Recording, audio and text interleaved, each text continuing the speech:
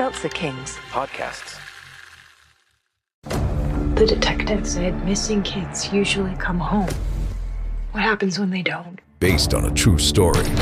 Police looking for John Gacy. We discovered bodies. By the looks of it, they're younger men. The things he did to those kids. He's sick. The system failed these families. Devil in Disguise, John Wayne Gacy. Streaming now, only on Peacock. Do you know how many there are? Up to you to find out. When it comes to what your family eats and drinks, you know your choices matter. You're the expert because you know what fits your life. And getting it right starts with good information. That's why America's beverage companies are sharing more information about our ingredients at goodtoknowfacts.org. No spin, no judgments, just the facts straight from the experts for more than 140 beverage ingredients. Visit goodtoknowfacts.org. Let your freak flag fly, ladies. How progressive of you, Dick. Damn. What is it with you? Do you follow me around for fun or what? Would it help if I started making out with my girlfriend in the hall? Yeah, obviously. But look, I'll fix your car, whatever. You gotta learn to leave me alone. And here, I thought we were getting to be pals. Please. You date Logan, he's nailed for murder. You date Duncan, he's wanted for kidnapping. You get put on Robbie and Hunter's jury, they get sent to Chino. You're like rich dude kryptonite, Veronica. This rich dude wants no part of it.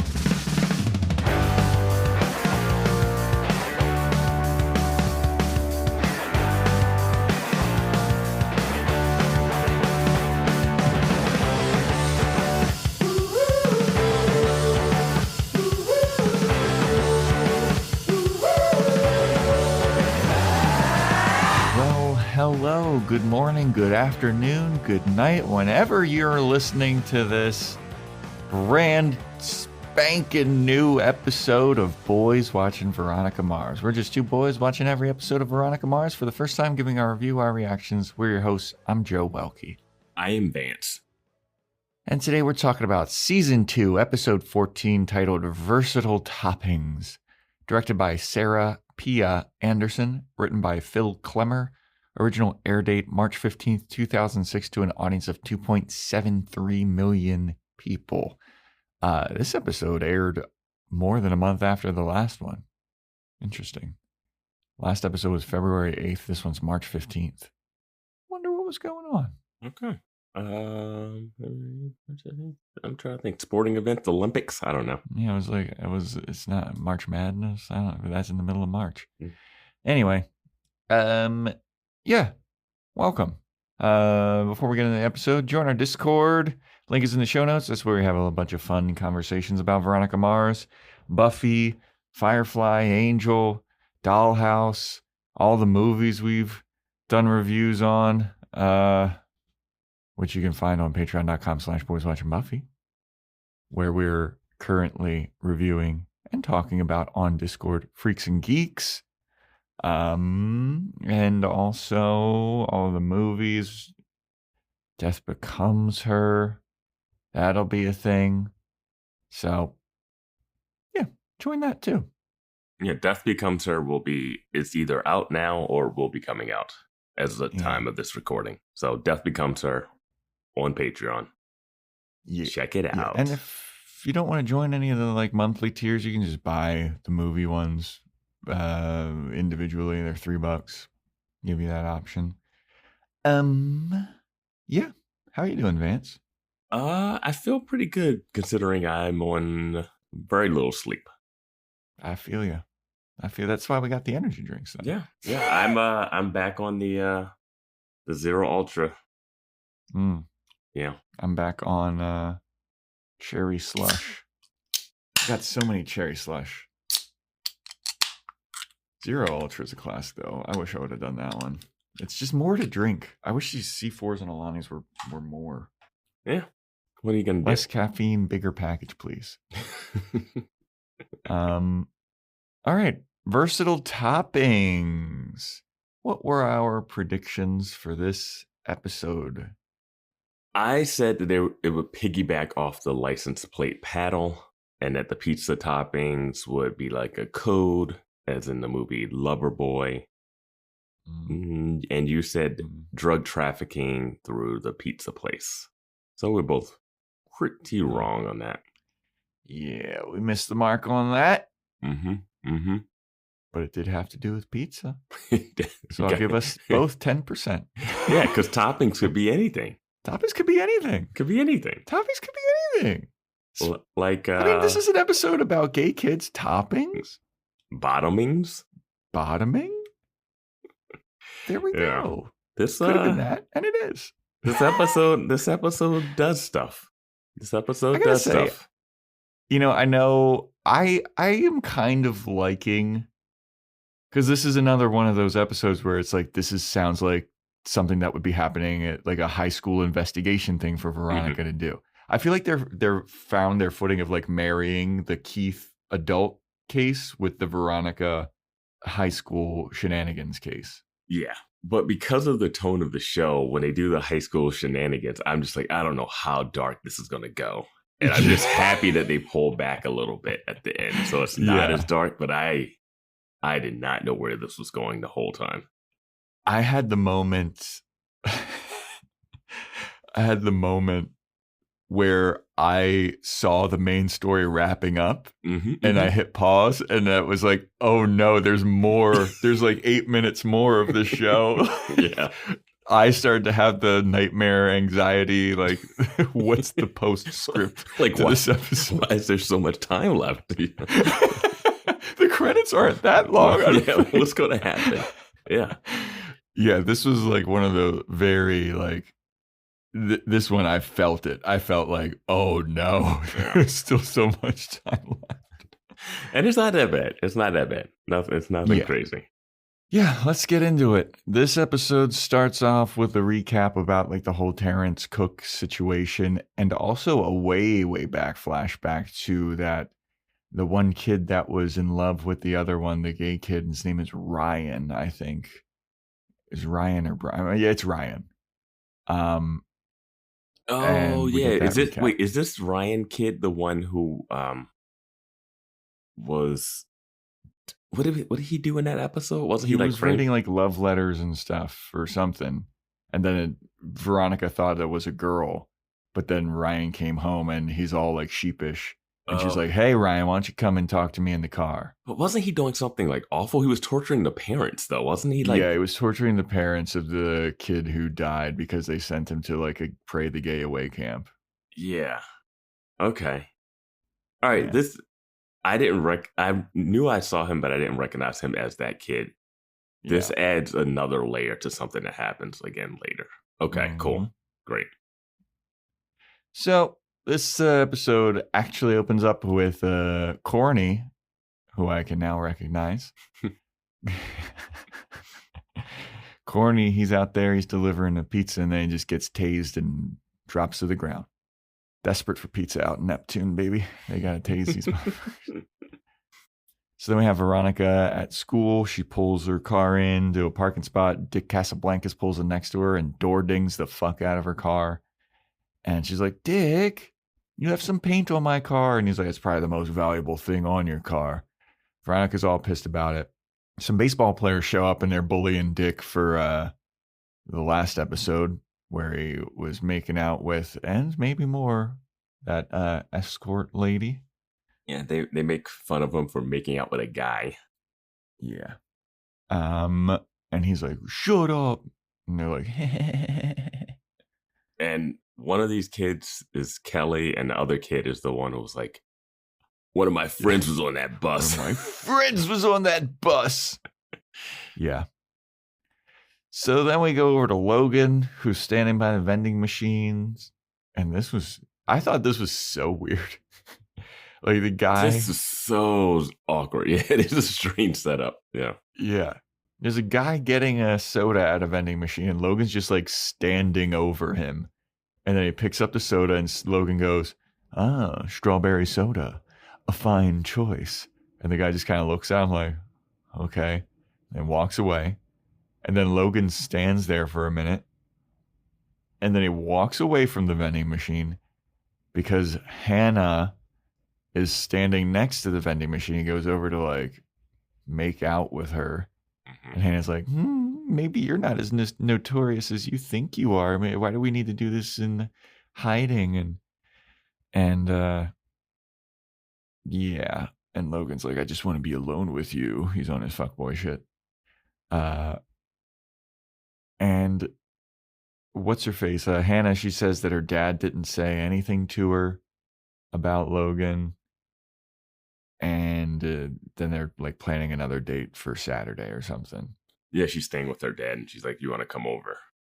Mm-hmm. Yeah. This relationship is progressing very fast.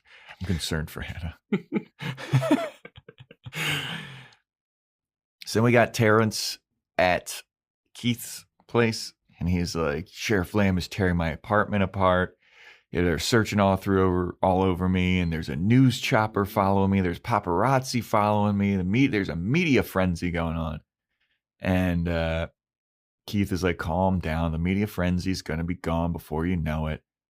My concern is like keeping you out of jail, my guy. And this is where shit gets sus. Because Keith is like, tell me everything you know and you can remember about the day of the crash.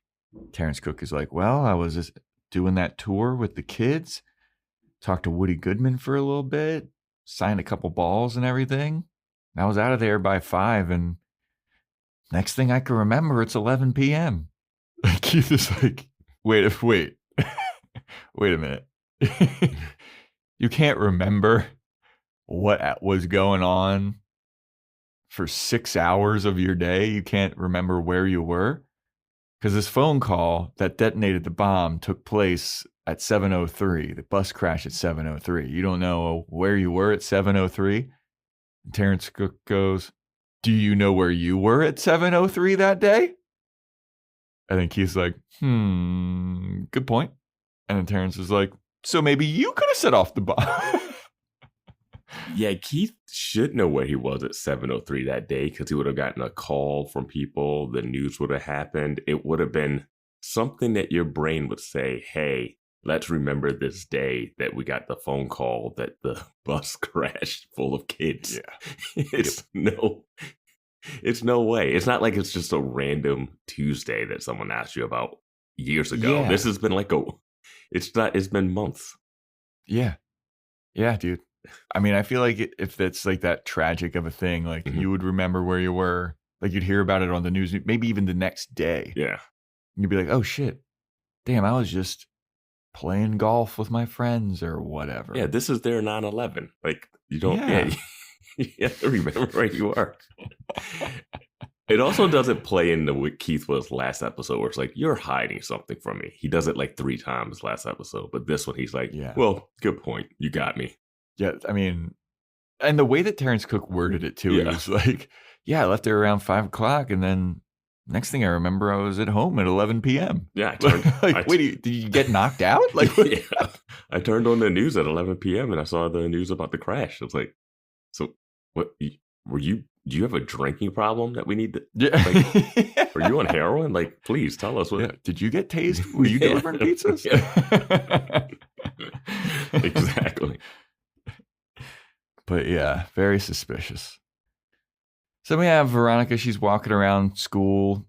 And there's a bunch of kids. They're passing out these pink flyers that have like lesbian like symbols on them. And it's a poem about lesbian lust or something. And apparently Madison is the subject of it. And she goes up to a girl named Marlena. And she's like, you're the lesbian. You're the secret lesbian. Is this about me? Did you write this? And the girl Marlena is like, what? No. Oh, no. Oh, and she walks away, and Madison's like, I always knew you had the hots for me. I mean, there's even a line about like, I have eyes for Madison in the girl shower or something. And I was like, well, creep. Yeah, now it's crossing the line. Yeah, guys aren't the only ones that can be creeps, okay? Girls can be creeps too. Yeah. But then Ryan, the gay kid from a couple episodes ago, he's like, he grabs Veronica. He's like, hey, can I talk to you for a second? I got a problem. And he tells her like Corny got mugged, and there's all kinds of pizza boy muggings. And Corny was the 5th victim. And Ryan was the fourth, and he's like, I think it had something to do with what was in my, when he got mugged, there was something in his wallet, something very secret. It was a list that wasn't supposed to get out. It's a list of like the gay kids at Neptune High or something. And Marlena's name was on that list, and that's how this gay student stuff got to become public. And Ryan, also runs a private chat room for the gay students of Neptune High. And they write poetry about being gay or something. And Veronica's reaction to this is just like, God, you're the lamest gay kids of all time. She's like looking at him like, ugh, I can deal with you being gay, but nerds writing poetry? Ugh. Buffy would love it. Buffy would. It's called The Pirate Ship. And SHIP stands for Student Homosexual Internet Postings. And they're all being blackmailed for $5,000. Yeah. Or else they're going to get outed. Yeah. That mugger is wanting $5,000 from these kids. And Ryan's like, we want to hire you, Veronica. And Veronica's like, look, if you want to hire me, that means that there's some money involved. Okay, I'm already up to my eyeballs in cases. And he's like, we've all agreed to ante up $100 each. And then Veronica's like, I'm listening. They want to find out who's doing the blackmailing.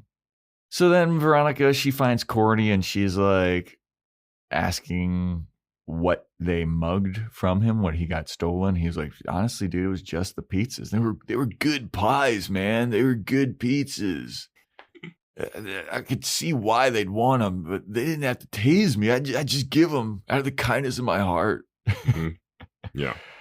But then Veronica's like, well, can you get me a list of the names of the people who ordered the pizzas when the muggings happened? Like maybe there's some kind of connection there.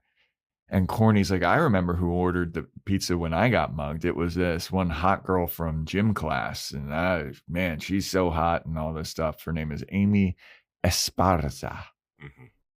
And Corny's got the hots for her. And Veronica's like, all right, cool. Let me get the rest of those names, and we can see if we can find a connection. Yeah, and Ryan's in this scene too. Yeah, Ryan's the one that's going to get the addresses. Yeah, he seems like to be the higher up pizza delivery boy. So we hang out with Dick. Dick's with Logan, and they're just chatting about going surfing and, typical Dick and Logan stuff. And Hannah is like, she's selling some kind of spirit badges or something. Logan and Dick like blow past her, and then she like taps Logan on the shoulder. She's like, hey, I just wanted to know if you guys wanted to buy some spirit badges. And Logan's like, yeah, sure, I'll buy one. And then he kind of blows her off again and just starts talking about surfing with Dick again. And Hannah's sad about this. She's sad. She's butthurt. Yeah. She doesn't want to be a secret girlfriend to Logan Eckel. She wants to be known as the girlfriend to this notorious murderer, potentially. Yeah, because it worked out so well when Veronica didn't. Yeah. And Lily. Yeah. So then Veronica's in her headquarters of operation, the bathroom. She's washing her hands, and a cheerleader named Kylie comes in, and she's like, Veronica, I need your help. I'm being blackmailed. And Veronica's like, look, I'm already up to my eyeballs in blackmail cases. All right, you got anything interesting? And she's like, well, Veronica, I'm being blackmailed because I'm a lesbian. Newsflash. And Veronica's like, okay. Do you have the blackmail note? Can I see what it is? And Veronica's like looking at it. And she goes, okay, they want $5,000. Tell them to give you another 24 hours to get the money. I'll get the money. We'll meet up with this person and we'll expose who this blackmailer is. Yeah, she basically says she'll handle the drop off, but they don't really, she doesn't actually go into the details of what the plan is. Yeah. So then Veronica walks over to the Mars office. There's a phone call. It's a call for Keith. And it's people who from the credit card company. And they got the credit card statement that Keith was asking for, and it's Terrence Cook's. And Veronica's like, so are you working for Terrence Cook, this guy who potentially, murdered a bus load of my classmates? This potential murderer? And Keith is like, I don't think he did it. Veronica's like, why? Keith goes, just call it a gut feeling. And Veronica kind of like, okay. I didn't really buy that Veronica believes that Terrence Cook killed it. I feel like this is a turn in the show that has not been fully explained how it came about. This whole Terrence Cook thing. Because now they're investigating like, a phone call called the bomb that blew up. And I'm like, when did we discover that there was a bomb that blew up the bus? Because that would have been something that they would have found real soon.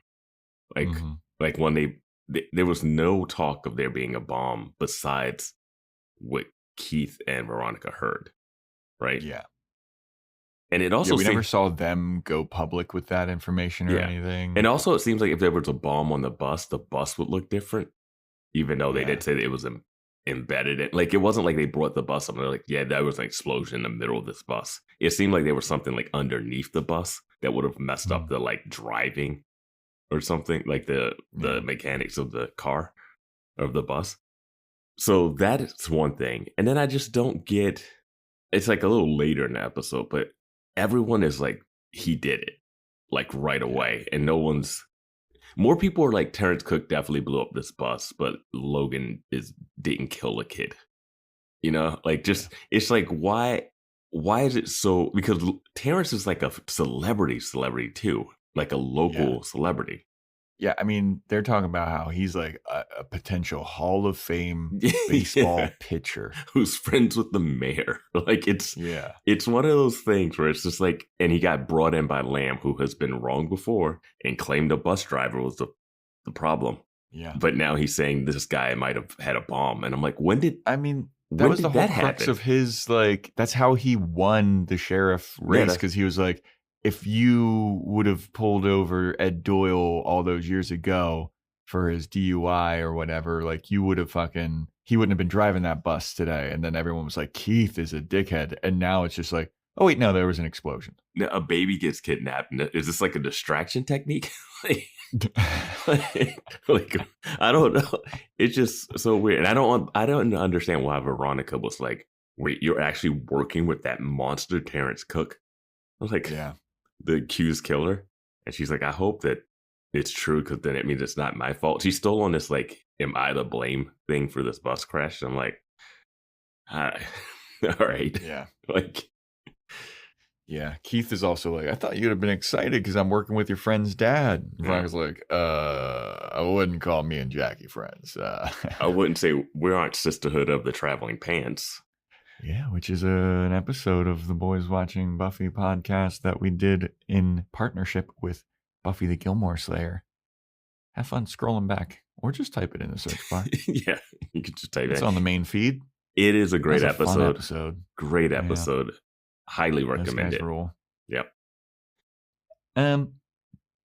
So anyway, Veronica's like, well, all right, well, I'll help you if you need some help. And Keith's like, great, because I have some calls you need to make for me. I'm yeah.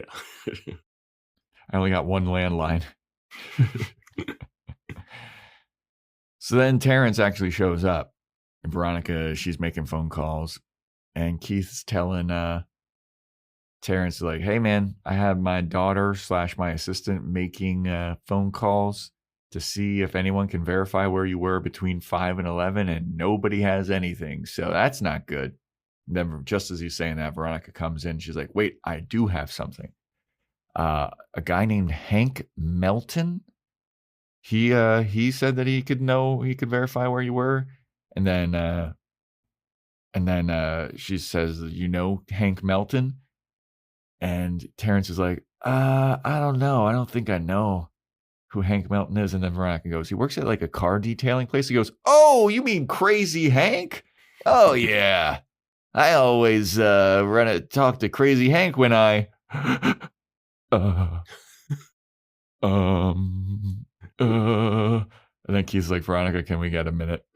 So Terrence Cook really didn't remember where he was from 5 to 11 until this moment. Yeah. Yep. All right. So Veronica goes back into the hallway.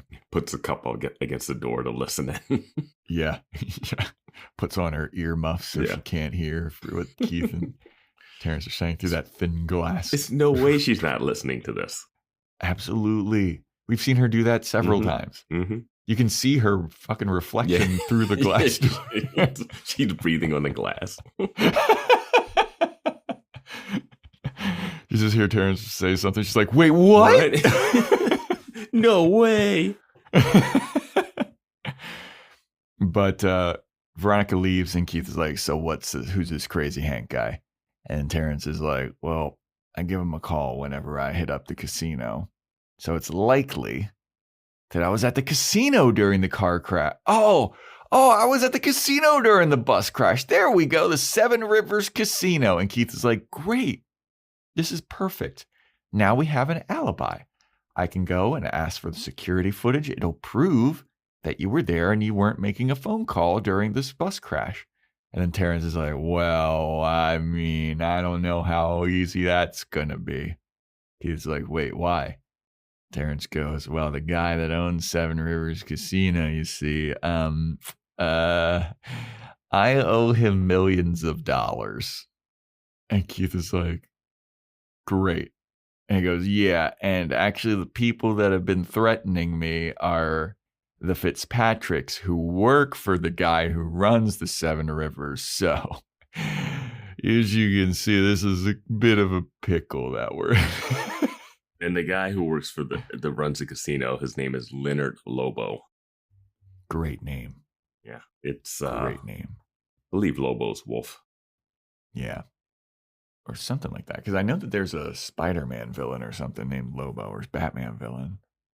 Yeah, I think it's a Batman villain. But Keith is like, don't worry, I'll pay him a visit. We'll figure this all out. So we have Veronica in class, and Ryan comes up and sits next to her, and he's like, did you find anything on the pizza mugger yet? And she's You're like, talking no, so loud in this full classroom that's quiet. It is insane that they're having this conversation. Mm-hmm. You know that secret organization of gay kids that I run? Yeah, here's a list. Find anything else out about that? Here's a list of all the members. Yeah.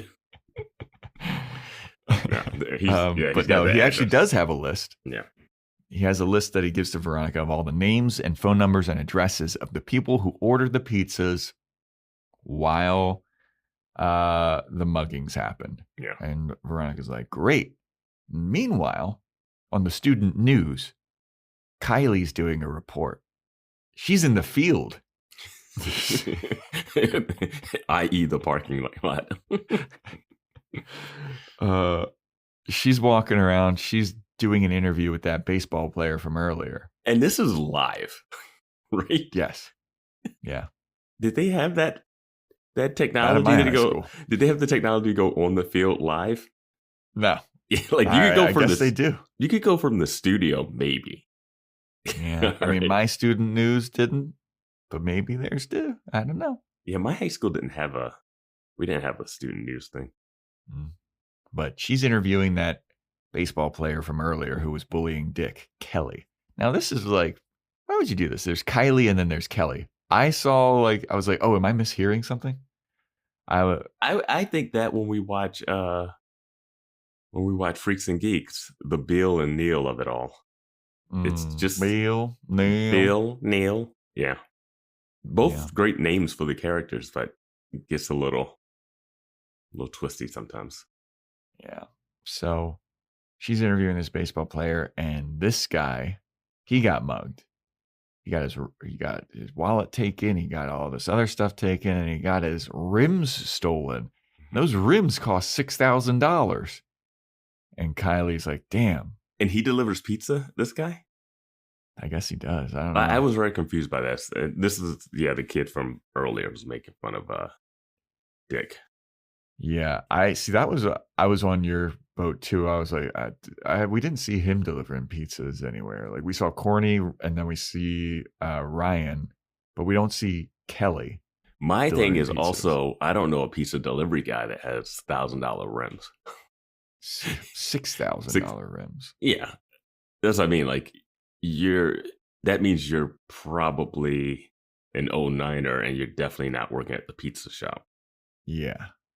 So I don't know how he's like in connection with this. Like they try to make it like a connection. Yeah. But it seems like he just got mugged. Yeah. But then Kylie, she goes, that's a really interesting story there, Kelly. Here's something for everybody, though. I'm a lesbian. Yeah. Whatever. Your little minor problem. Very interesting. Here's a breaking news for everybody. I'm a lesbian. And Marlena is my girlfriend. And the pizza guy mugger, they can't threaten me anymore because I'm out of the closet and you're not going to get a fucking dime from me. And then all the students watching this are like, the teachers are trying to turn off the TV. The principal's on it. Everyone remain calm. Everyone, back in your seats. Back in your seats. Fire alarms go off. In the distance, smoke. Tear gas is coming through the windows. Sprinkler systems going off. I'm a lesbian. Deal with it. Oh, God. Helicopters, they cordon off the school. This is bigger than the bus crash. All the kids forgot about the bus crash. Veronica, get out of there. Get down. There's a lesbian. Get down.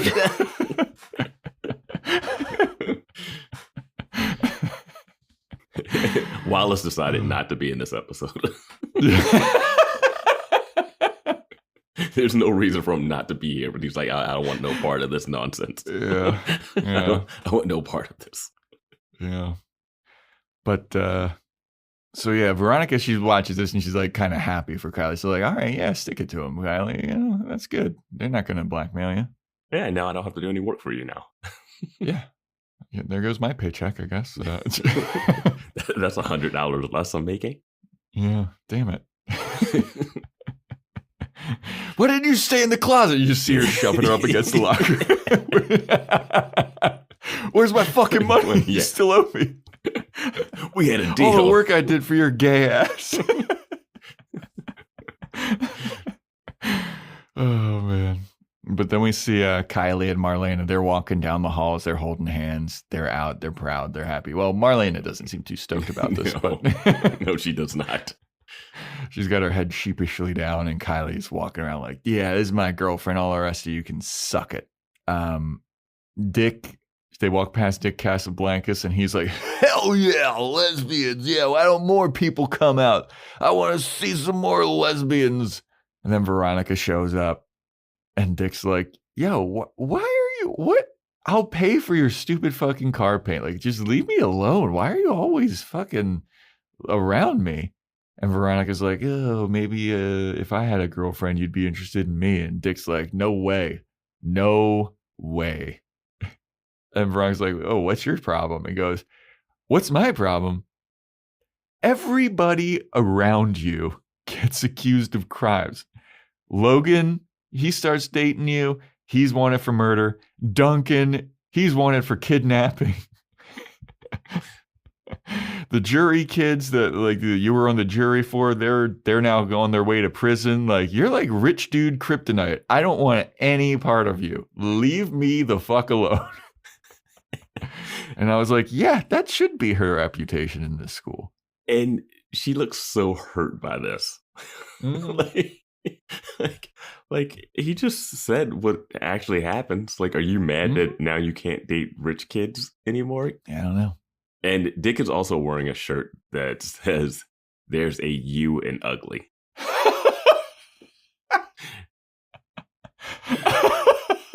Which I was like, I did not see that. That's I was like, fucking that's great. Hilarious. And I was like, boy, this Dick is Dick, man. I need that shirt. That shirt. Joe and I were talking before the podcast. And I was mentioning there's a shirt in here that I was like, we were talking about merch from Veronica Mars. I was like, what kind of merch would there be? And I was like, oh, there was this one shirt I saw this episode. That's awesome. That's awesome. He definitely got that from Spencer's Gifts. That shirt is being sold at Spencer's today. You can definitely buy that shirt. Yeah. So after Dick kind of runs away from Veronica, Veronica goes up to Carmen, who I was like, wait a minute. And I'm glad that they spelled this out for us because I was like, I remembered the name for sure. Because yeah. I remembered her when she said, "Oh, hey, Carmen." I was like, oh yeah, there is a Carmen in here, but I don't know what she did. And thankfully, they spell it out because Carmen's like, "Woo, yeah, glad to see that this whole gay fiasco is going on. Everyone forgot about my scandal as the popsicle sucking girl." And I was like, oh yeah. I was like, yeah, they were going to forget about that. A school bus full of kids died, and they're charging a famous baseball player for it. And that was after the Lily Kane murder case. Your popsicle thing is so low on the totem pole. Yeah. I mean, even when we were reviewing that episode, I was like, this is nothing. It would be annoying, but it wouldn't last as long as... It would be one of those reputational things where anybody could keep bringing up. Like, Dick will still keep... Like, Dick will never get past what happened last time. But it'll just come up when people get mad at him or argue with them, you know? And I do recall on that episode, I was like, was she just sucking the popsicle? And then you were like, no, she was definitely doing some more stuff with the popsicle. And I was like, I don't know. Because if she's just sucking a popsicle, like, that's the video of sucking popsicles, like, not that scandalous. Yeah, that's why I said she's doing more than sucking the popsicle, because otherwise it would be... But here it seems like they're just confirming that it's just popsicle sucking. Mm. You think there's some downstairs business going on? I don't know. What she probably was filleting the popsicle in a very...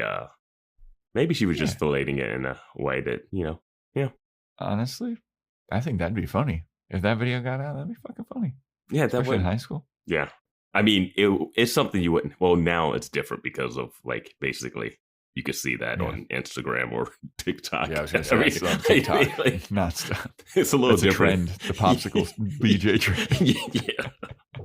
It's a little different in 2005 or whatever, 2006 or whatever this is. But the reason that Veronica wants to talk to her is because she wants to know why the pizza mugger used her name as like a delivery alias. Mm-hmm. And she's like, wait, what? She's like, yeah, I've got a list of the people that were being mugged. And one of the people who they said that they were delivering pizza to was you.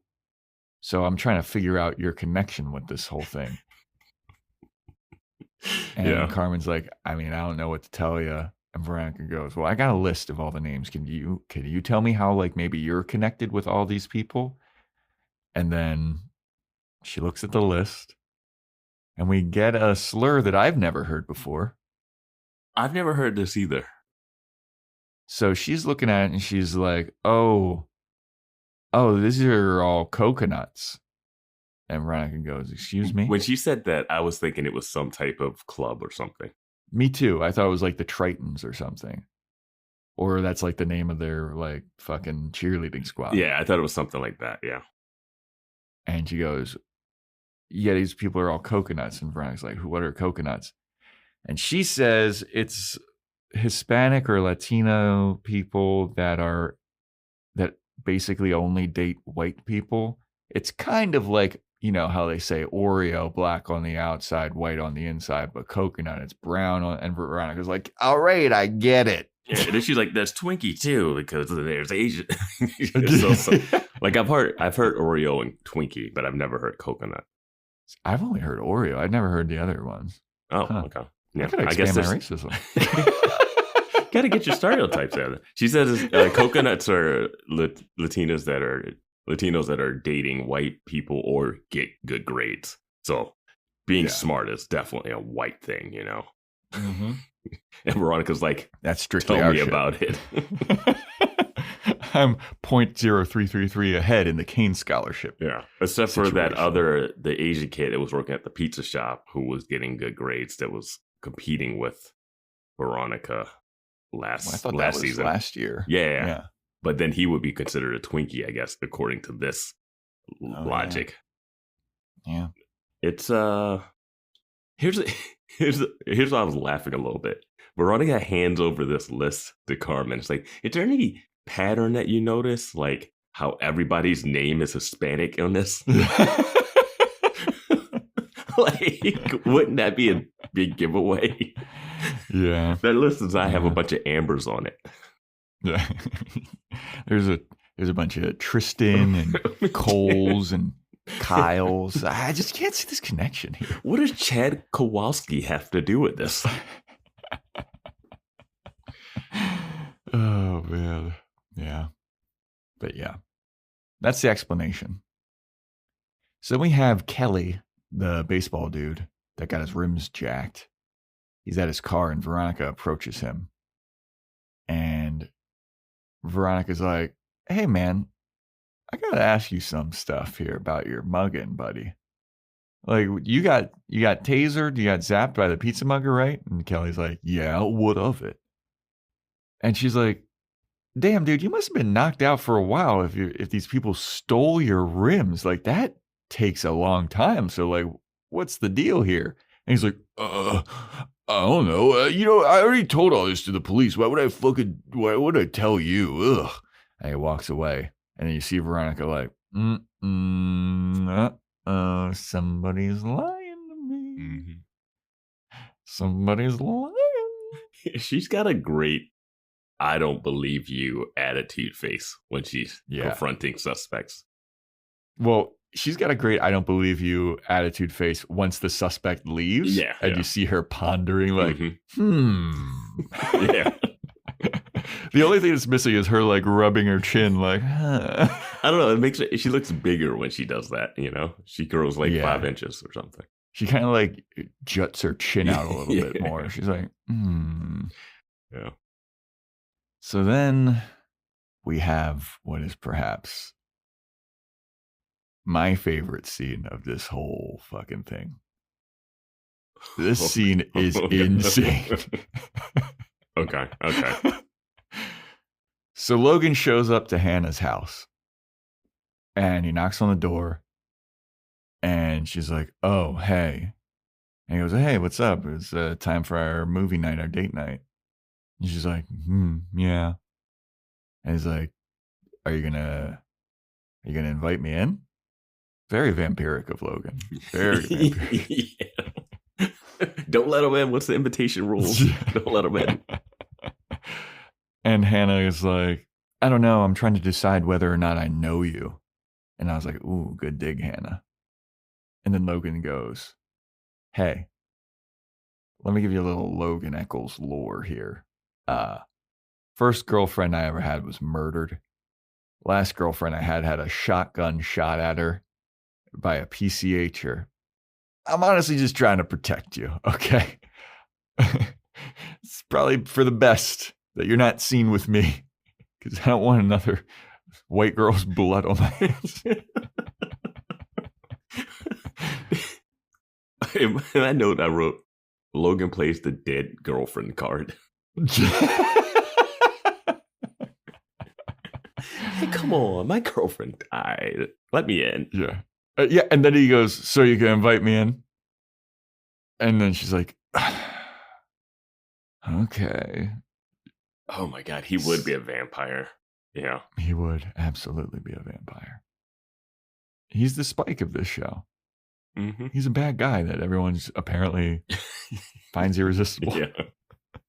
I mean, at least Spike had some riz. Like, I just don't get Logan's riz. It doesn't come across the right way. Like, yeah. He's doing less crazy hand movements this season. He Have you really noticed? is. Yeah. He really is, and I miss him. I miss him. But like Spike, I remember from the instant he was on the screen, we were like, oh, we love this guy. Oh, yes. This guy's great. Screen presence is a big thing. Yeah. Aura. Logan, he who has it in like this Spike show? Got it. Like, who has it? Kristen Bell has it. Yeah, she's got some riz. She's got some presence. Wallace works. It took a while, but Wallace works. It's not like overwhelming or anything, but it's like, all right, I like it, but it's not. Does. You know who does? Keith? And you're not going to like hearing this. Oh, you're going to say Vinny Van Lowe. Oh, I thought you were going to say Sheriff Lamb. Oh, no. Sheriff Lamb has no screen presence. That guy's a tool. But Vinny Van Lowe, he's got something, man. He's awesome. But he's only been in 2 episodes. Yeah, I'm trying to think. Like, you would have to go more main cast. Like, Weevil doesn't have it. It's not like when you see Weevil, you're Duncan like, yeah. definitely doesn't have it. No, Duncan definitely didn't have it.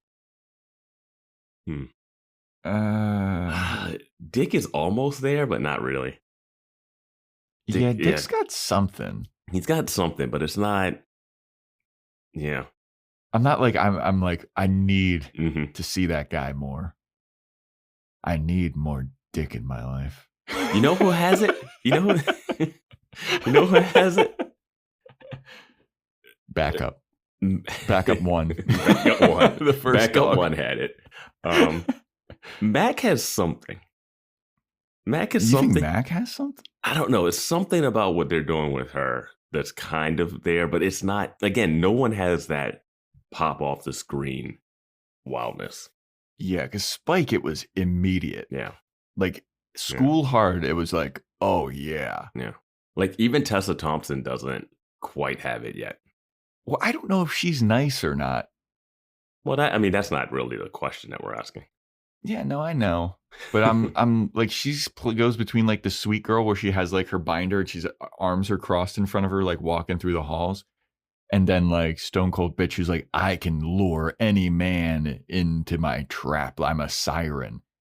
Yeah, I think she's more on the good side now after the Wallace disappearance. Yeah. Yeah.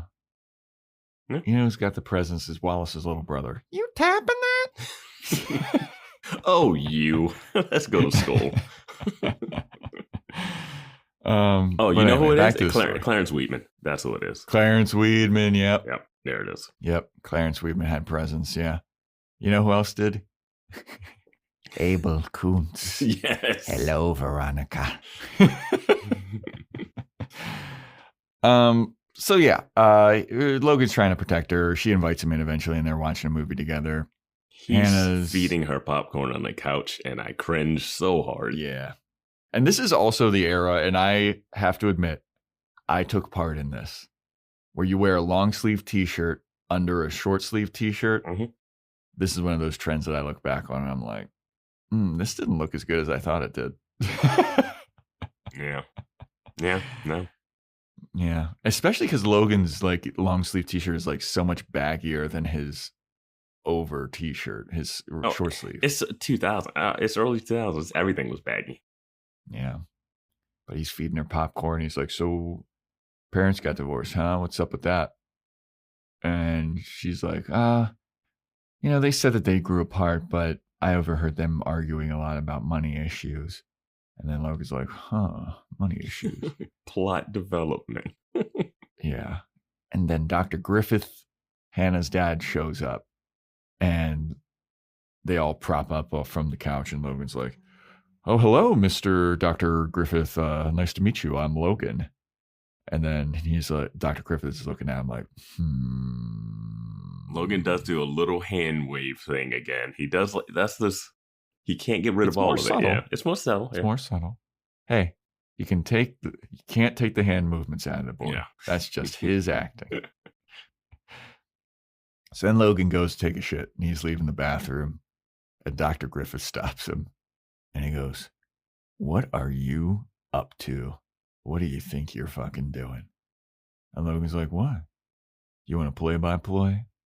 I was like, God, this kid's such a scumbag. No, I'm telling you, Logan's got the upper hand, man. He does. This is his only play right now. I know that I was doubting it last episode. I don't know why.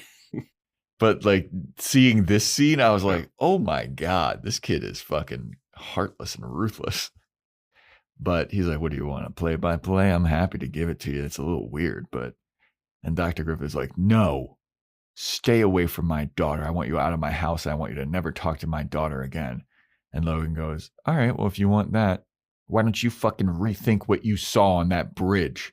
Or better yet, why don't you tell everyone what the Fitzpatricks told you to say?"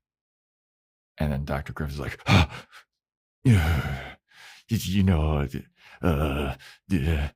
then Logan's like threatening Dr. Griffin because he's like, I mean, it's obvious that you haven't told your daughter what's going on, that you're the mystery secret witness in my murder case. So why don't you go and tell her that? Why don't you go and tell her that? Dare you? See what happens. And Dr. Griffith's like, and then Logan goes, well, good talk, buddy. I gotta get back to porking your daughter downstairs. And he like taps his hand on like a banister and he's like, pew, finger guns. He doesn't do all that, but that's the vibe. Yeah. He's got him. He's got him. Like, damn, hey, dude. What are you gonna do? Hey, I don't blame Logan for doing this. Mm-hmm. I mean, he's on a murder trial for something he didn't do. We think. Nah, it's pretty clear that he didn't do it now. Yeah. But he shouldn't know for sure. He was unconscious. But I guess Weevil's giving him the information. Yeah. I mean, this is a win-win for Logan. He's sticking it to Dr. Griffith and Hannah Griffith. You know what I'm saying? Yeah. She's a looker. Yeah, she looks like all of his other girlfriends minus Kendall. He's got a type. He's got a type. Yeah. Skinny blonde girls. Yep. I feel like they could have really. I'm not going to say it. Anyway. I'm not even going to press you. I'm going to let you. Yeah, I'm not going to say it. So then we go to Keith. Keith is visiting the casino and he's talking to Leonard Lobo. And he's like, hey, Leonard Lobo, I'm here on behalf of Terrence Cook. And I would like to get security footage from the day of the bus crash back in September. And Lobo is like, why the fuck would I want to help Terrence Cook? That guy owes me a fuckload of money. And Keith is like, I think you'd want to help him. Like, come on. Like, I mean, he's being questioned for murdering a bunch of kids. And Lobo is like, I don't give a fuck. He owes me a bunch of money. What he does outside of this casino, I don't have anything to do with that. He owes me money. And then Keith goes, well, it'll be real hard to get your money from an incarcerated man. And Lobo's like, good point. Let's get that security footage. I'm so happy he said that because I was like, yeah, what is your goal to get the money or to screw this guy over? Yeah. And Leonard Lobo is played by the actor from Yellowstone. He's also in Kimmy Schmidt. He's in like Wind River, I think. He's in so many shows. I didn't recognize this guy, but yeah, he's in Hell or High Water. He's in Twilight, apparently. Yeah. What? Yeah. Man, this guy has been like, if you're gonna have like some Native American character and something, like it's gonna be. There's like a couple of them that are on rotation that he's like one of the top guys. Funny side story. So I used to work for a company that did software for casino ATMs. And every year we went to a gaming conference that was specifically like Native American gaming conference or something. And I remember that the name of the conference, they made very sure to pronounce it a certain way because the initials were NIGA. And they're like, oh, yeah, we're going to the NIGA conference. NIGA. It's just like... Yeah, you could definitely change that around. Yeah, I was like, why we need to change this name here. Mm-hmm.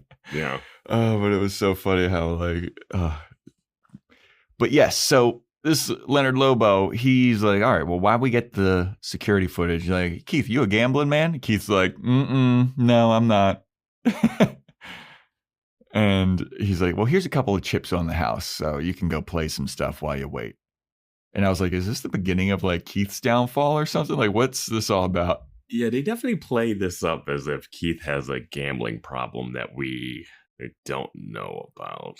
Yeah, like he asked Keith about like, are you gambling? Keith looks like you're not going to get me. Well, at first he said, do you want a line of credit? And it's like, yeah, no way, I'm taking a line of credit from you. Like, that's dumb. Yeah. But then he gives him some free chips. But it's the next scene that really gets weird. Yeah. But before that, we have Logan and Hannah. They're smooching. Logan's leaving, and he leaves, and he's like, all right, I'll see you next Saturday or whatever. And Hannah's like, okay, Logan, hee. And then Logan leaves, and Dr. Griffiths, he's standing behind Hannah ominously. And he goes, Hannah, my dearest, sweetest daughter, we need to have a talk.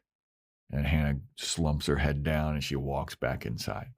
And while the doctor watches Logan get his bright yellow car. Yeah. Dude, I just get something more low profile, man. People are after you. Well, he also like kind of has like a stall out on his way leaving. It's like I honestly thought for a second, I was like, I know this isn't going to happen, but it'd be so funny if that car blew up as soon as he started it. Yeah, like he got in and then the car like stalls out. Yeah. And I was like, did they cut his, like, did somebody fuck with his car? And then it's like, no, he just drove away. That was just an error that they kept in there. Yeah. They could have just cut him driving away out and just did the sound effect. It's so many different ways they could have masked that. I was like, if this car blows up, this is the best show ever. So then we go back to Keith at the casino. Keith's playing poker. He's at the blackjack table. Blackjack. Poker. Oh, okay. And he's just sitting there. He's looking kind of forlorn. Yeah. And then security comes and grabs him. I love the guy at the table was like, dude, it's $2. What are you doing? Yeah. That guy also looked familiar too. Like that guy's been in stuff. I wasn't paying that much attention to him. I feel like he was, you know what? I'm going to call it right now. This is such a niche reference. I think that guy is DJ Qualls' dad in the movie Road Trip. I'm pretty certain that's who he is because it looked like him. Okay. Road Trip's one of my favorite movies of all time. Anyway, so we then go to the pizza place. Veronica's there. She's with Corny. She's investigating. And Corny he gets called by somebody. They're going to use Corny as bait for the mugger. And not only is he going to be used as bait, he wants to be a master bait. He's like, I'm what you call the master bait. And then he does a finger snap. Yeah. And I was like, Corny, that was your moment in the episode? Yep. Now you know why they call him Corny. Yeah, that works.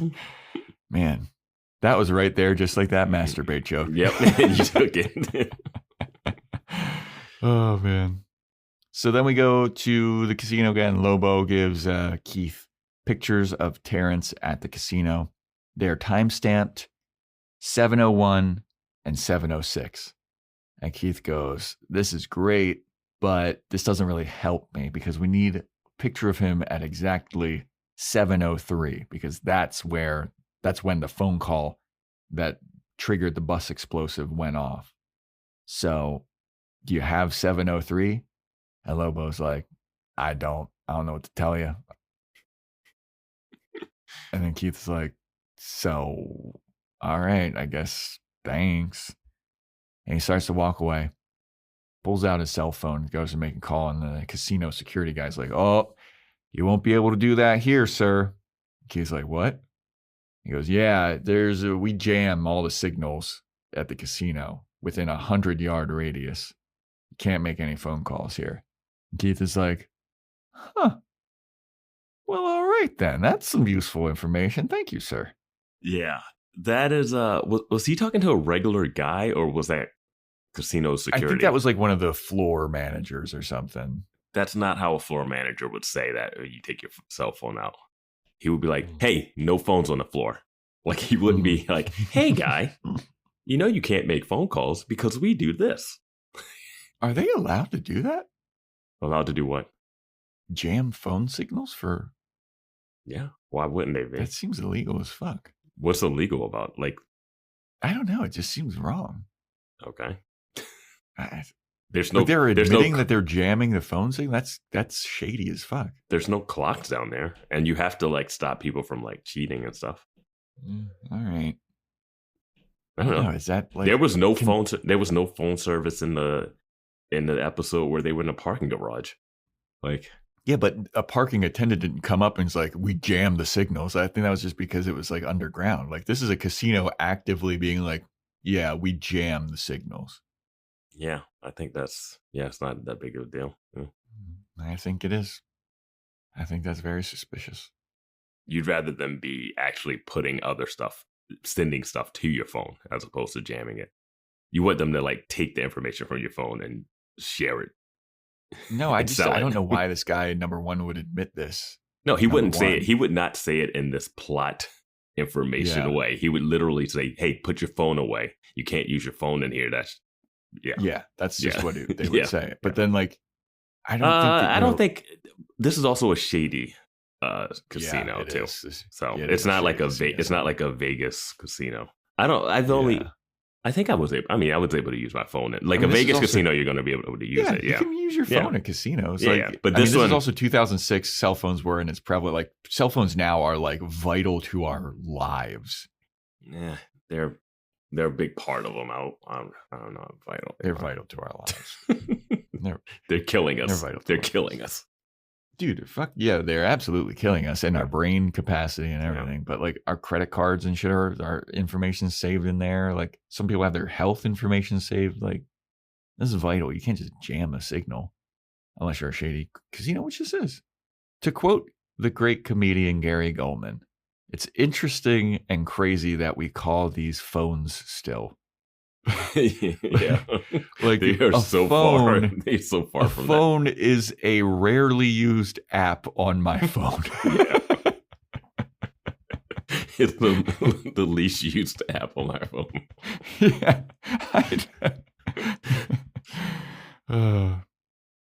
Everybody go check out Gary Goldman. He's hilarious. He's great. The thing that introduced me to Gary Goldman was his How the States Got Named bit.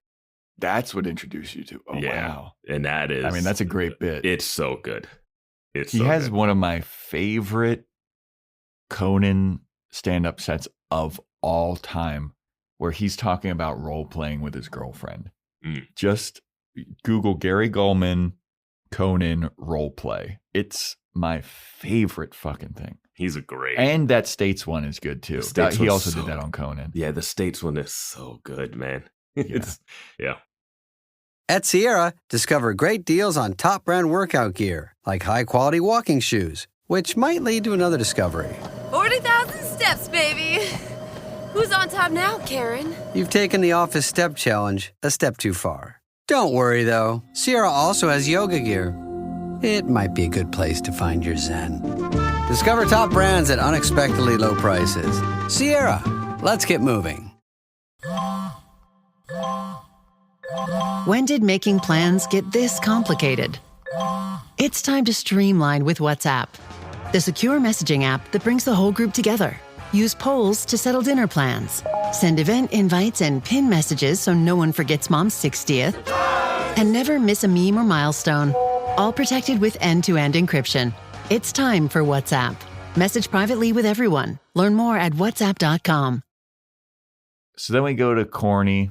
Corny's on his pizza delivery, and the mugger comes out. Sure enough, Veronica trips him with tripwire, and apparently he gets knocked out because of this, because he wakes up and backup's barking in his face. I want to call bullshit on this whole situation. Okay. Veronica was at the pizza place when they got the phone call to go make this delivery, right? Yeah.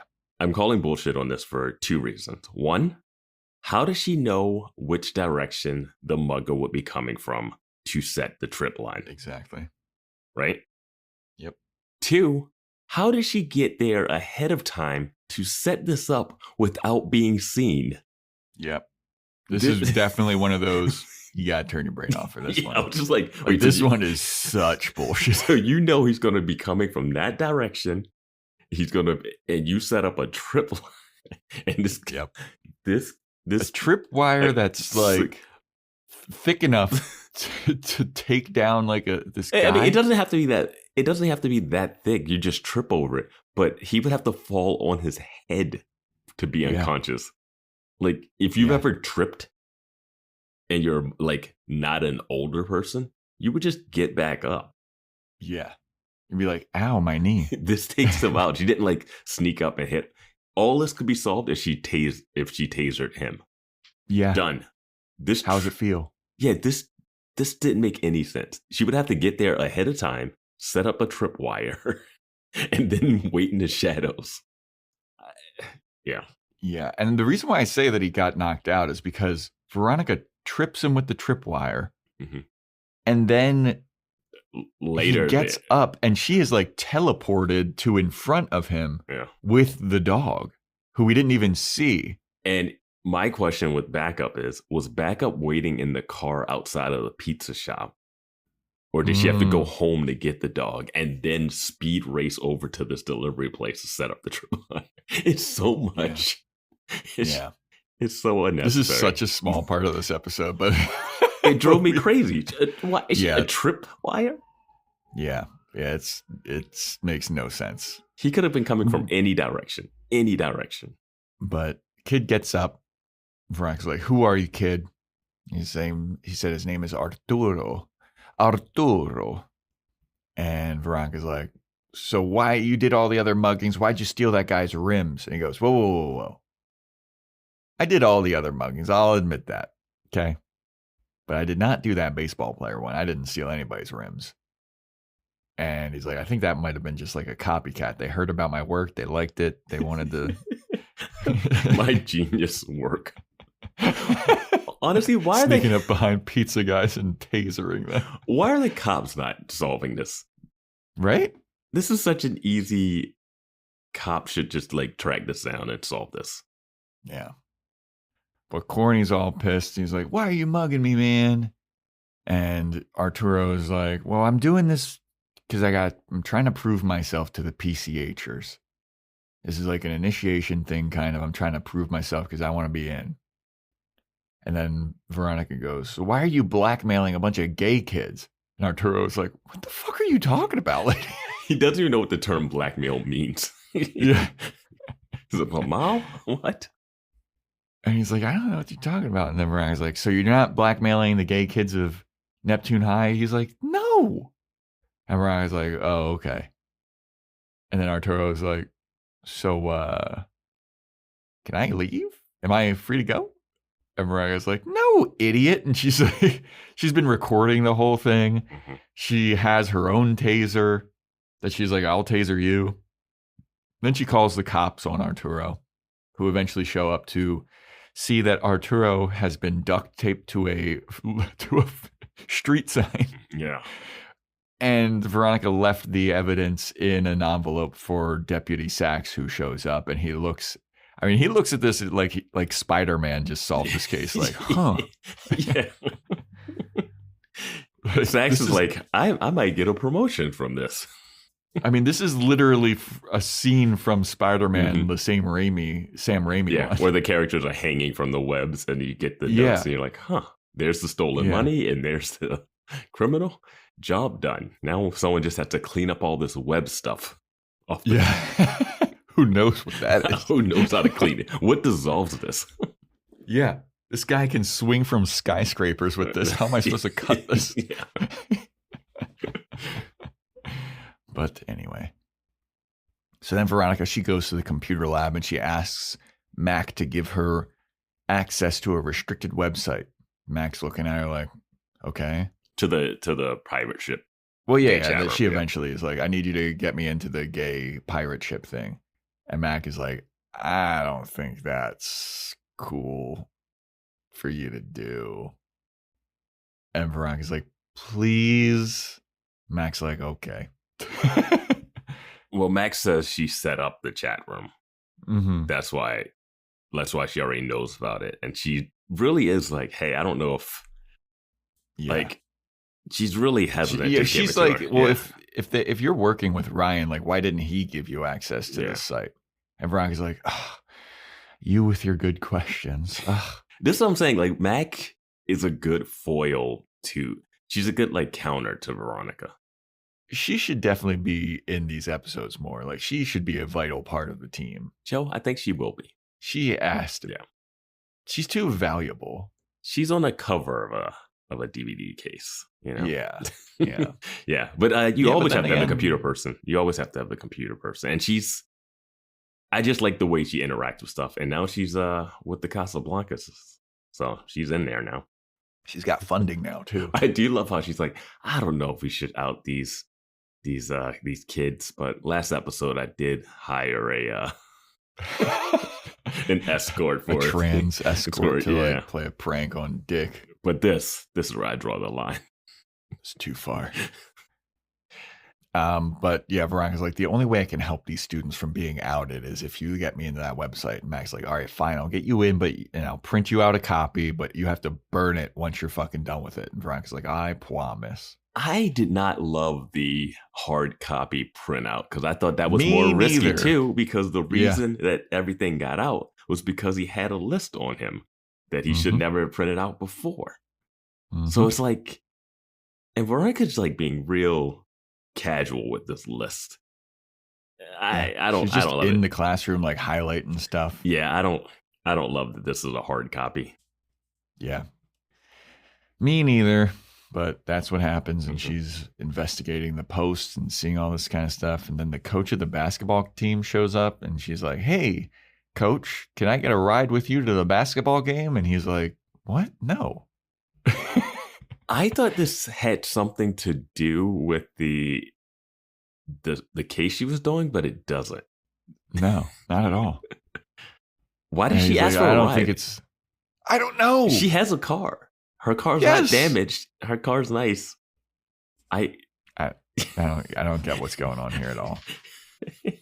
I don't get it at all. But the coach is like, no, I think it's probably a good idea for you not to be re-riding with a bunch of teenage boys in a cramped bus. That's not a good idea. I mean, we had girls on our bus, but they were the ones that were like filming the games. Yeah. But yeah, I mean, yeah, it's just a weird question. It's just a clunky way to get this next thing. Yeah, because the next thing that happens is Jackie shows up and she's like, you can ride with me. I'm going to the game. And Veronica's like, all right, I'll go with you. And then Ryan, after Jackie leaves, Ryan shows up and he's like looking at Veronica, looking at the message board stuff. And Veronica, she gets caught and then immediately blurts out, don't blame Mac. I was like, whoa, you just sold Mac out so hard. Like, you could just say that you broke in or something. Like, yeah. But I was like, way to throw her under the bus, Veronica. And luckily, Ryan is like, yeah, I'm glad you got it. I just couldn't be the one to give it to you because I had the other one stolen. Like, this one could have been stolen if I wasn't Ryan and I was someone else who walked into the classroom and snuck in on you. Like, if it was Dick and he was like, hey, what's that? And just grabbed it from you. Yep. And that's a total dick move. Yeah, it's a dick move. That's a total dick move. But I'm happy between her looking at this, we found out that she's going to get a ride to the basketball game with Jackie. Yeah. Because that was vital information. I was wondering this how whole episode. I was wondering how this Wallace-free episode, they were going to get to the game that I don't know is happening. Yeah. But Veronica's like, hey, we caught the mugger. And he doesn't have anything to do with this blackmailing the gay student thing. Like, I don't know what the connection is, but I think that actually the blackmailer is one of the posters in the message boards. And Ryan's like, for real? And he's like, or Veronica's like, yeah, because there was this poster that was posting a lot. And then out of nowhere, they just kind of disappeared. They stopped posting. And I think that it might be them. And then she's like, the name of the user was Ms. P. And Ryan's like, oh, okay, so Ms. P is a student named Peter Ferrer, and he stopped posting because he died in the bus crash. And Veronica's like, oh. The bus crash I'm responsible for? So, yeah. So then Ryan's like, well, regardless, there's another blackmail letter. And Veronica's like, oh shit, who's being blackmailed now? And Ryan's like, I can't tell you. And Veronica's like, come on. He's like, look, I told the person that if they want your help, they can come up to you. You'll help them out. But I'm not going to out these people. Like, I'm not doing that. Mm-hmm. It's like, good guy, Ryan. The timing of this is weird, but okay. Yeah. Yeah. So then we go to Hannah. Hannah's in class, and Logan shows up, gives a note to the teacher, like calls Hannah out of class. She goes into the hallway, and he just like aggressively grabs her, pulls her into an empty classroom to fool around a little bit. And Hannah's like, get off of me, Logan. I know all about you. I know that you stabbed a kid on that bridge. My dad told me everything. And then Logan goes, your dad is a liar. And she's like, what? And he goes, yeah, you want to know some shit about your dad? Huh? Your dad is a fucking cokehead. And the reason why your parents got divorced and why your parents were fighting all the time about money is because your dad was blowing money up his nose with cocaine and spending all your money on cocaine. And he's in deep with the Fitzpatricks. And that's why your dad is going after me, because the Fitzpatrick's got a problem and blah, blah, blah. And Hannah's like, I don't believe you. And then Logan's like, I think you do. And then Hannah's like, you're right.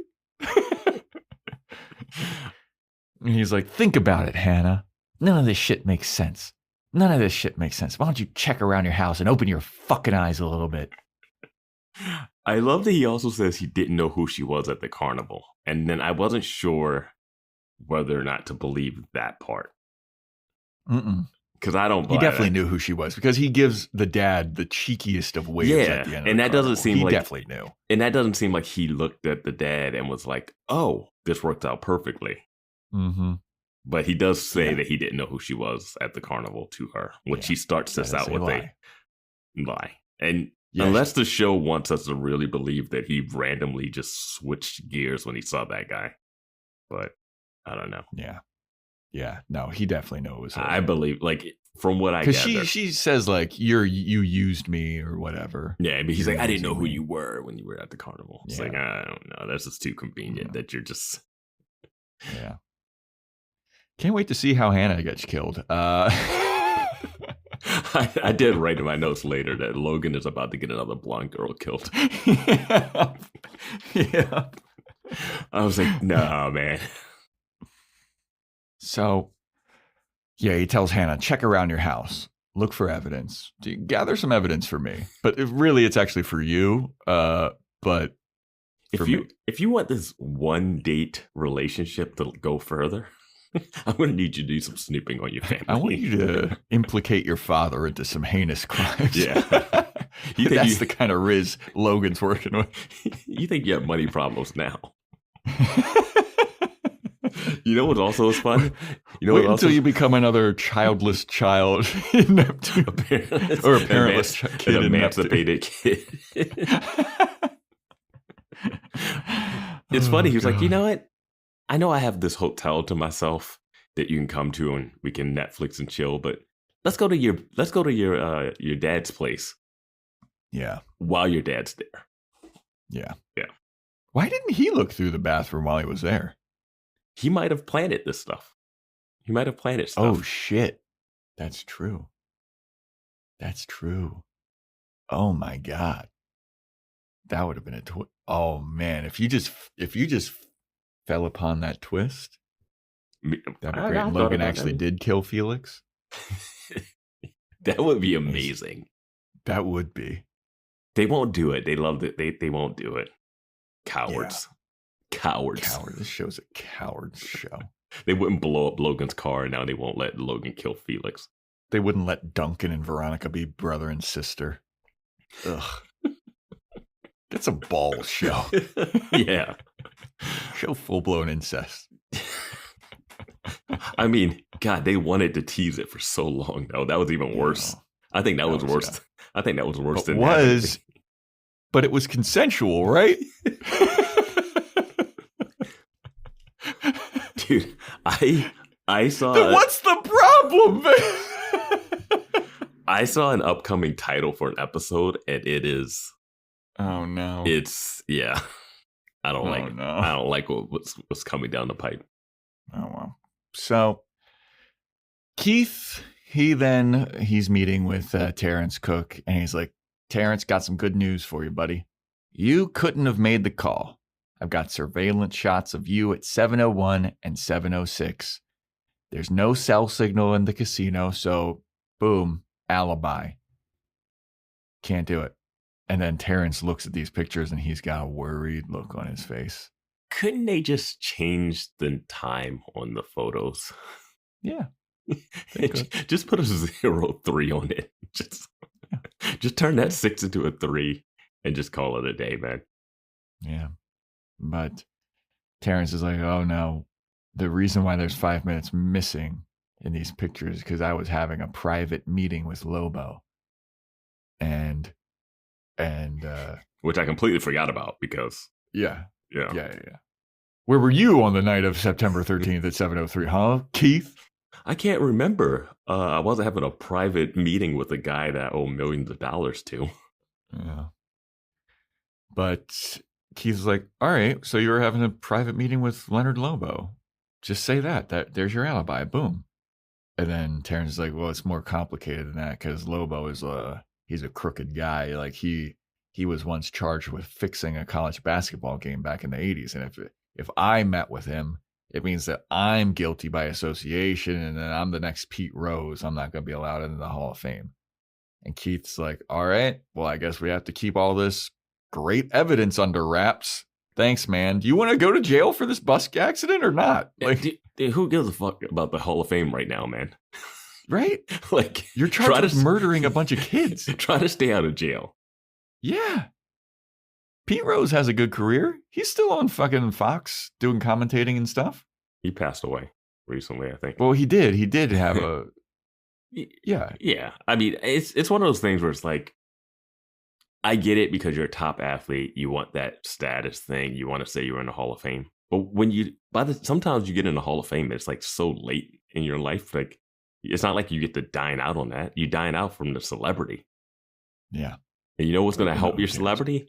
Well, he's already screwed now unless they find the actual killer because he's just going to be like OJ now if he gets off. Who he definitely didn't do it. Yeah. Yeah. Definitely didn't do it. Yeah. Did do that sports memorabilia theft, though. I want to see the OJ trial, but Veronica's in the jury.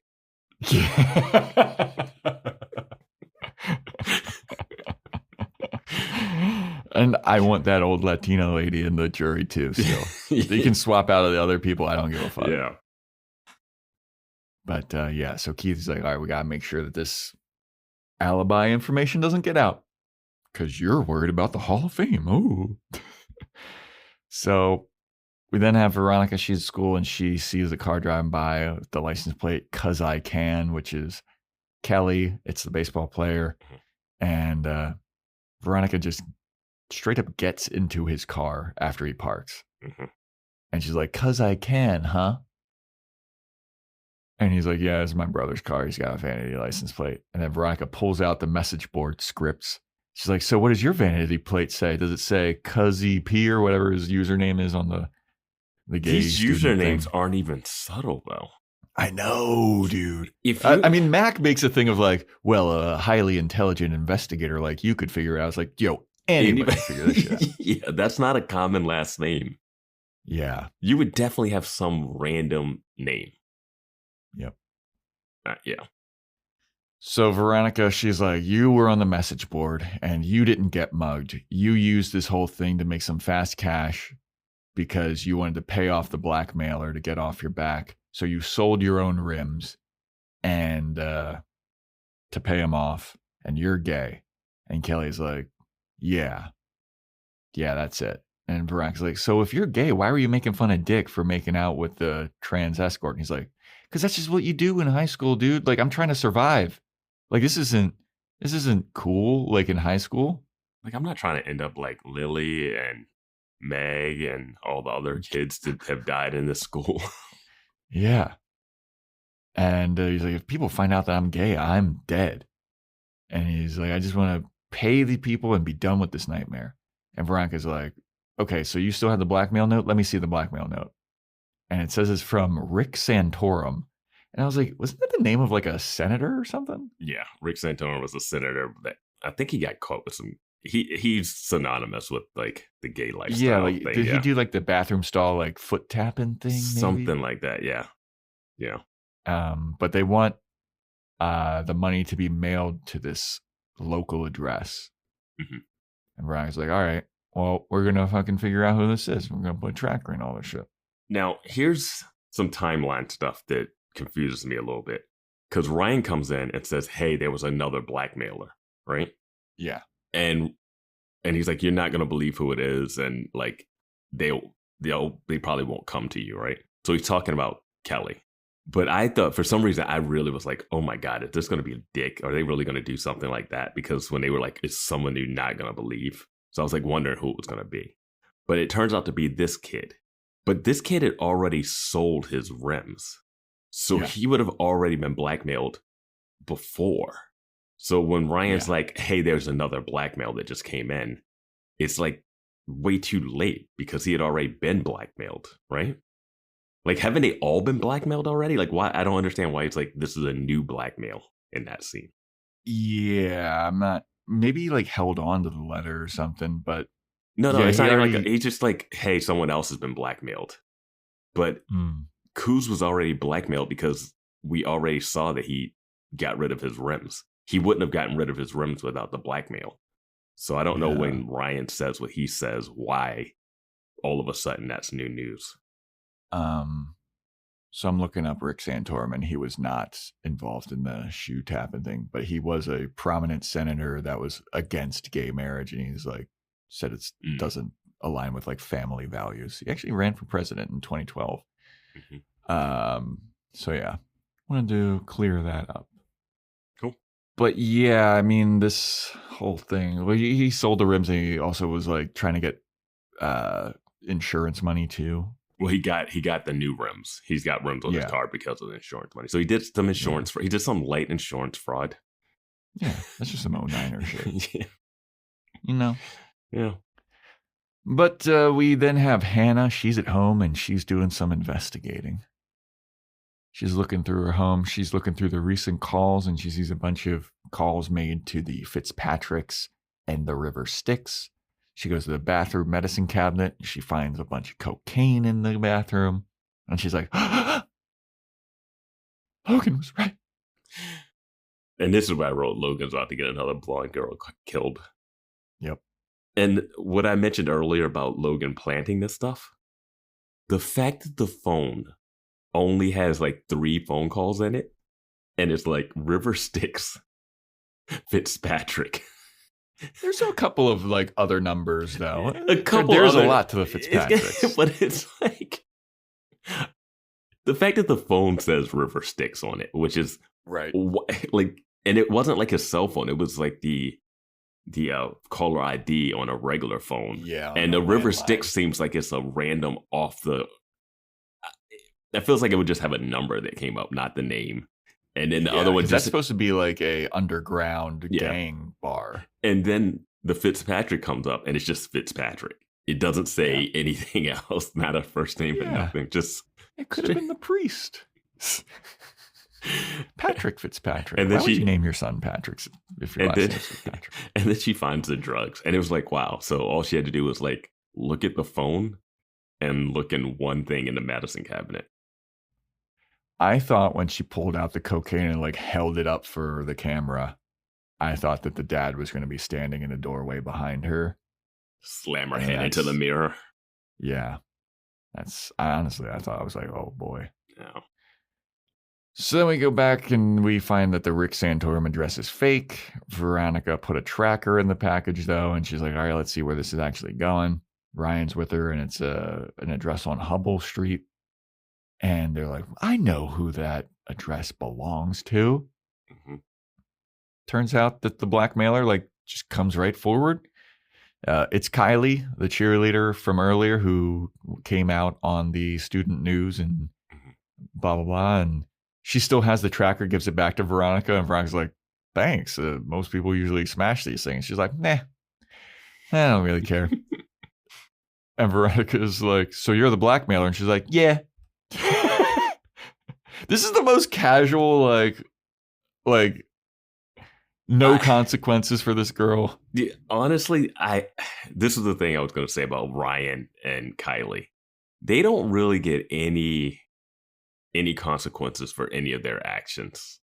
Like Ryan was tormenting a family. Like I understand where he was coming from, but he was tormenting them over their dead kid, right? Yeah. And now Kylie is blackmailing a bunch of gay students. And now it's just like a walk and talk casual, like, oh, this is how you did it, huh? Oh, interesting. Yeah. My mom works for the post office. Huh. Yeah, so why did you do it? Oh.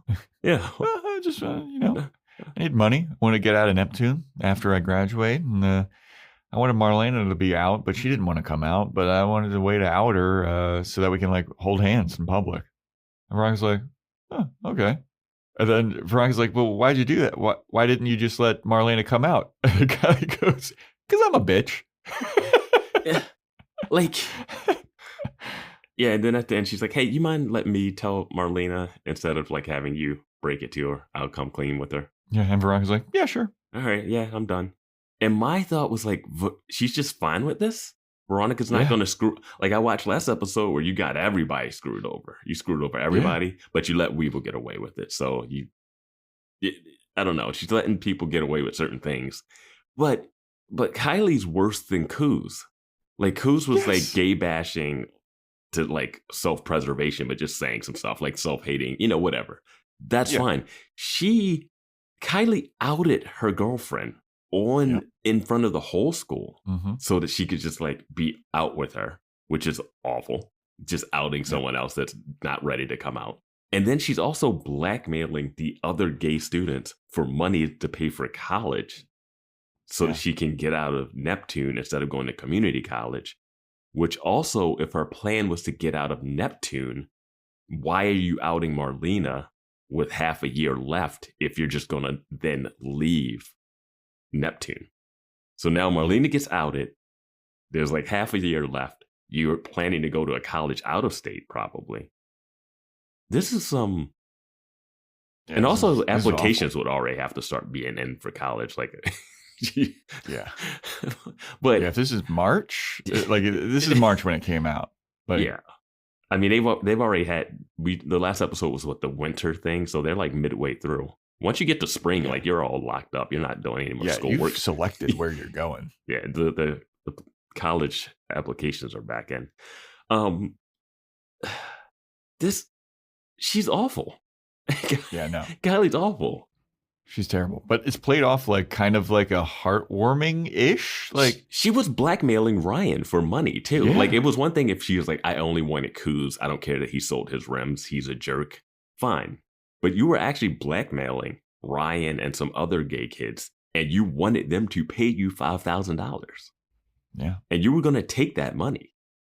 Yeah. And it wasn't just a plan of, oh, I'm just doing this so that Marlena outs herself or she comes out, because then Marlena got outed and then you outed yourself because of it.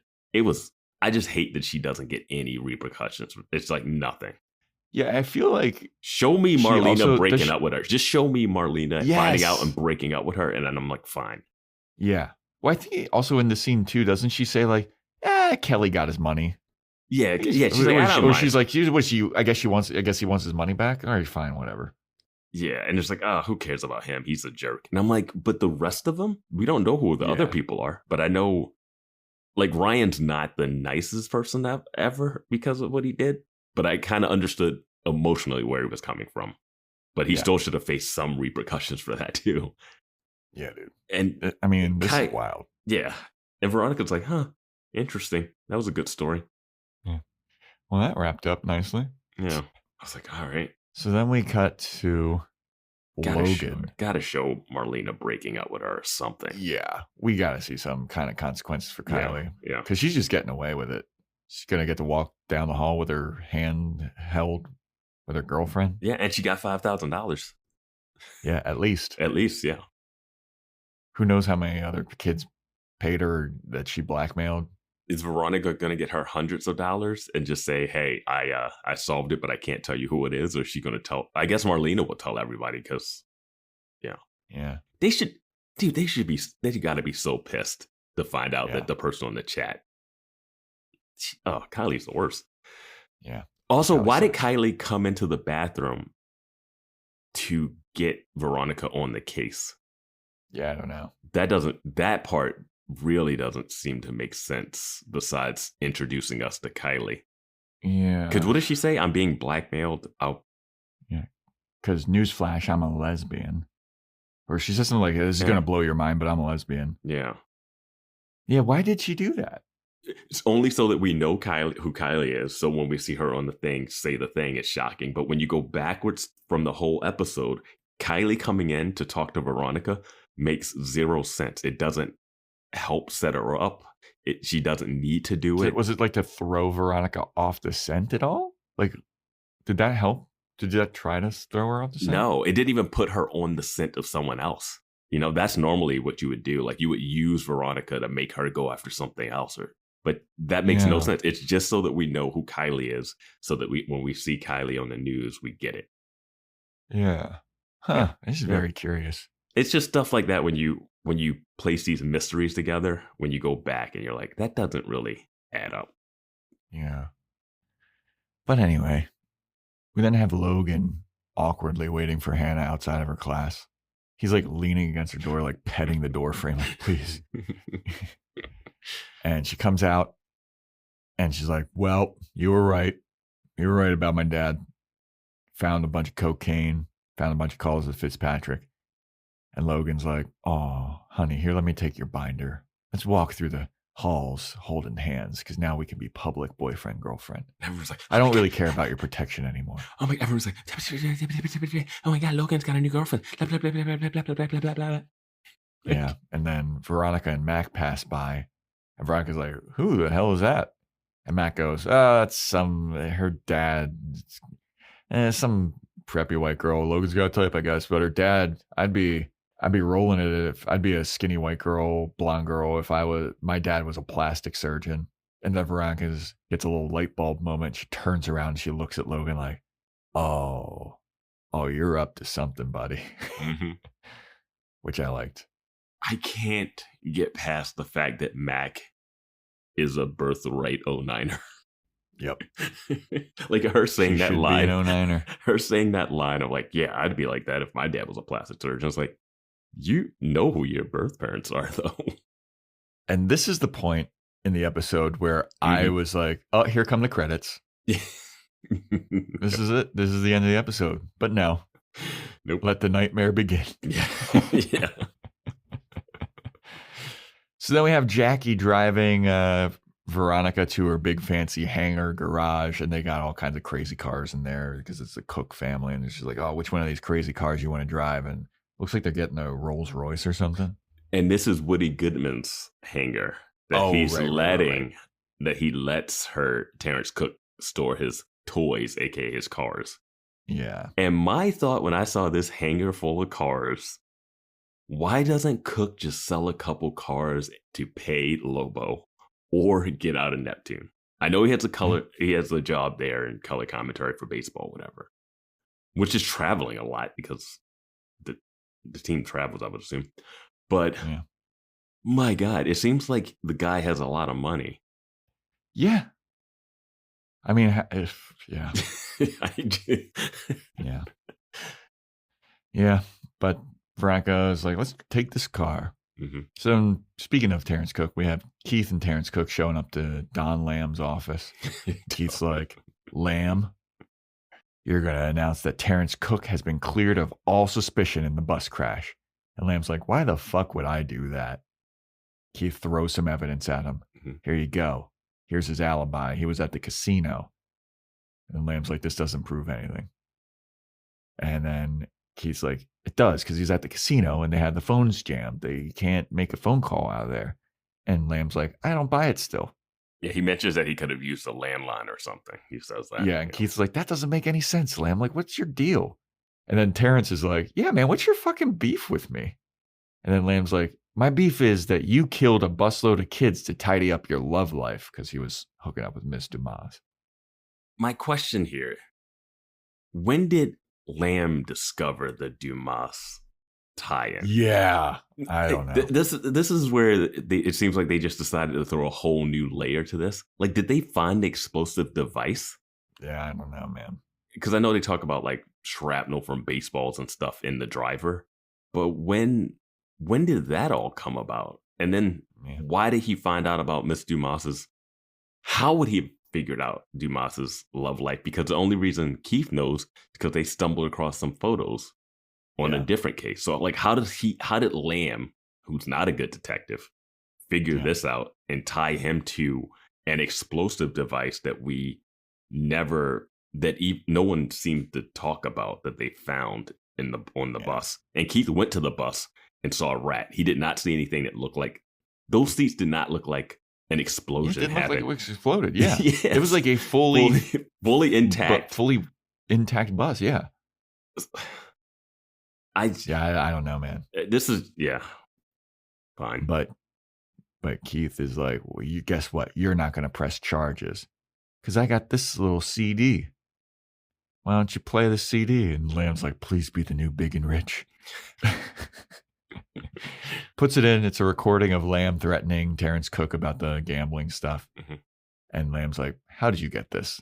Keith is like, I got my ways. So you're not going to press charges against Terrence Cook. And then Lamb goes, okay, so let's play the scenario out. You release this tape. I lose my $50,000 a year civil servant job. Terrence Cook, you lose your Hall of Fame career. You lose your color commentating situation. Endorsements. Yeah. Endorsements. What are you threatening me with? Like, what's the trade-off here? Like, this is not a good threat. Yeah. And I was like, all right, Lamb. All right. Okay. Yeah. Good call on their bluff. Good counterpoints. Yeah. Which I like this because it seemed like, because Keith was like, I have enough that will make sure Lamb plays ball. And Lamb's like, no way. Yeah. Lamb's like, I'm not playing ball. But now, does Lamb actually believe this guy did this? Because also, if you play that tape longer, it seems like he actually does like Cook. He likes him as an athlete star person. Like he actually, like he's not a fanboy like Keith is, but he does like Cook enough. Or he used to. I'd have to go back to that episode to hear the whole conversation. Where he's like, hey, man, because basically it was like the reason that conversation happened is he wanted him to host that auction because they were running. And then he was blackmailing him to perform at that thing. And to donate a bunch of money. And to donate some money, right? So it wasn't. If I'm Cook, I'm like, I might just release this and deal with the repercussions and be like, this was all a come down on me. Like, I still think that tape would be enough to get this thrown out a bit. But I don't know why Lamb is so hard pressed that Cook did it, especially being presented with this evidence. Well, he was also hard pressed that Ed Doyle. Yeah, that's what Keith is the reason. That's what I don't get. All of a sudden, he's like, Ed Doyle drove off, and now he's like, no, actually, there was an explosion on the bus. And I was like, when did that happen? Yeah, this feels. I don't know. It just feels like they're just throwing some layers into this that obviously weren't set up to begin with. Yeah. What does Curly have to do with this now? Yeah, I don't even. I guess because he was the explosive guy still. Okay, so I got a kind of a prediction of what happened. Okay, but I don't know why.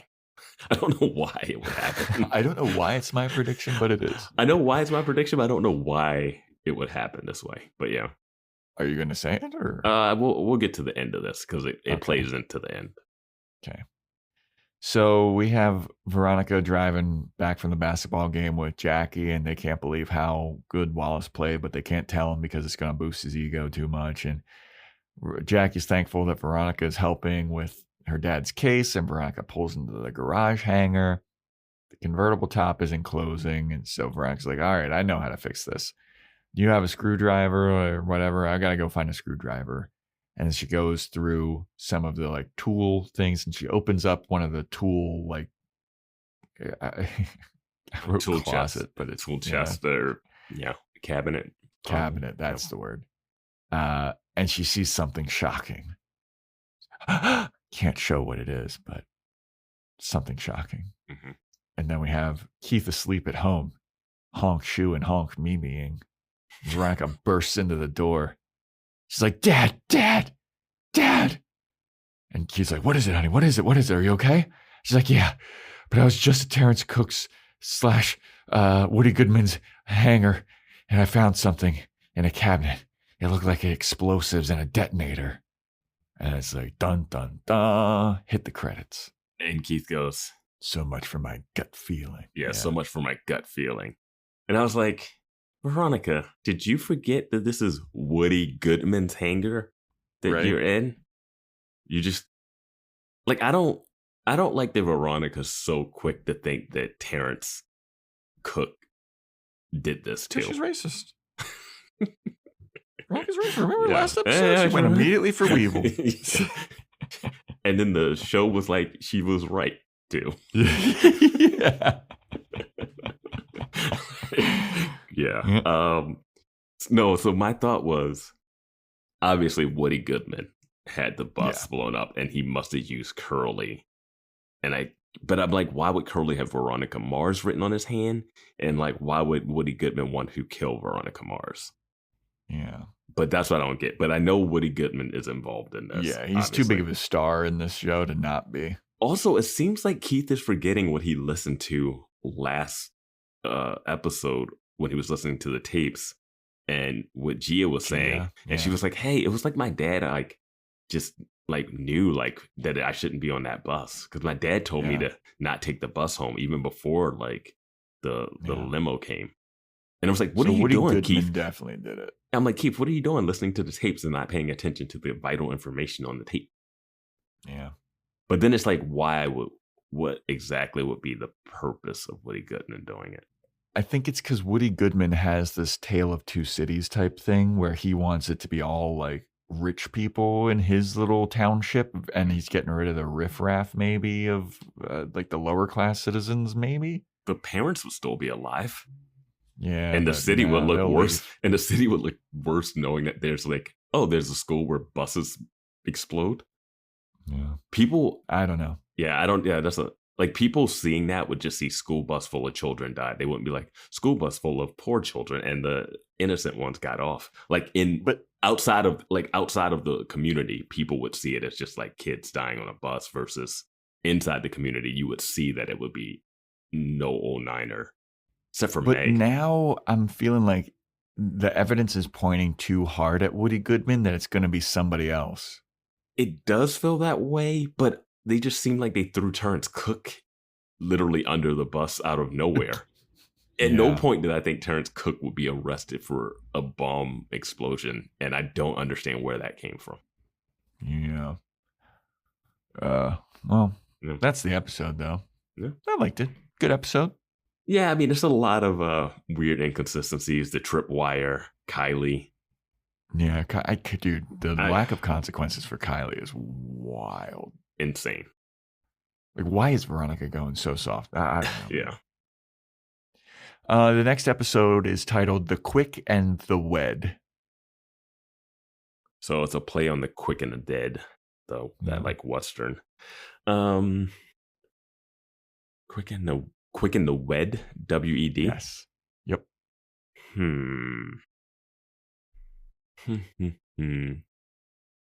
Oh, Logan's going to elope with Hannah.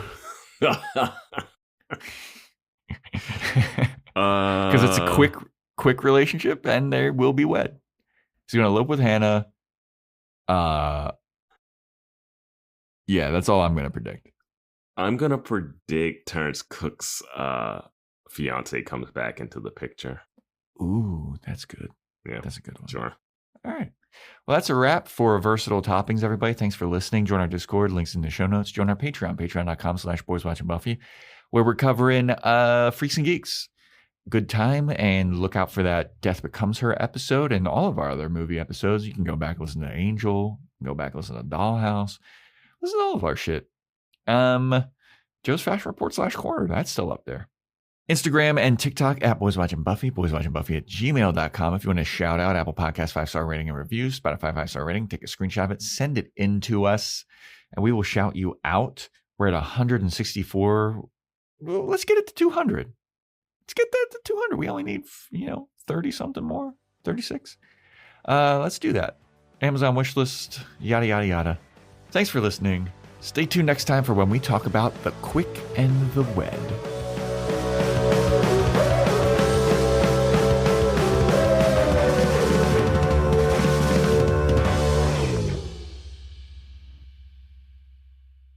I'm thinking we're done here. I don't want to keep Hannah waiting. And Doug. Here we have the Limu Emu in its natural habitat, helping people customize their car insurance and save hundreds with Liberty Mutual. Fascinating. It's accompanied by his natural ally, Doug. Limu, is that guy with the binoculars watching us? Cut the camera. They see us. Only pay for what you need at libertymutual.com. Liberty, liberty, liberty, liberty. Savings vary. Underwritten by Liberty Mutual Insurance Company and affiliates. Excludes Massachusetts. Seltzer Kings. Podcasts.